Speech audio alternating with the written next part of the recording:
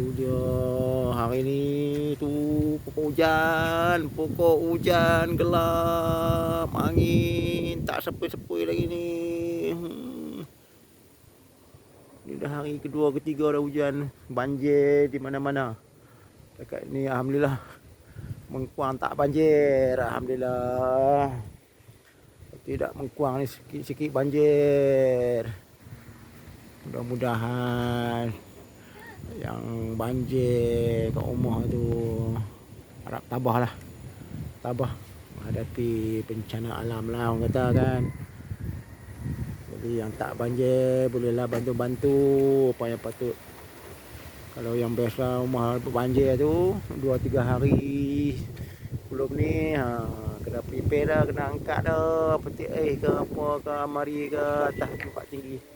Kereta motor lari tempat tinggi siap-siap. Yang penting dokumen-dokumen penting lah. Jangan lupa dokumen penting, hilang nanti susah pula. Okey, kalau yang dah banjir tu sambil-sambil main pelampung, tengok-tengoklah anak-anak tu. Anak-anak ke dewasa pun jangan hati-hatilah. Air ni kan bahaya. Orang kata kecil jadi kawan, besar jadi lawan, macam api lah juga. Air pun kalau takat dada tu insya-Allah tak apalah. Oh dada dewasa bagi budak-budak tenggelam lah kan.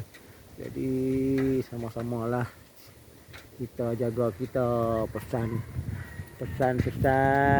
kat kawan-kawan, kat jiran-jiran.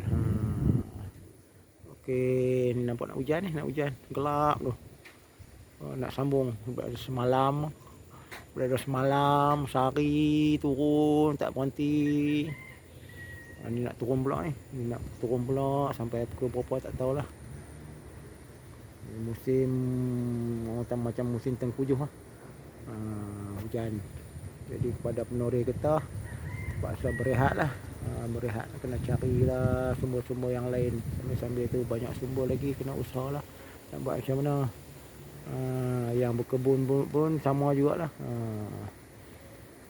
Kebun sayur lah apalah, harap sabarlah menghadapi dugaan dan cabaran hidup. Macam inilah kita, sekejap panas, sekejap hujan. Okey, bye-bye.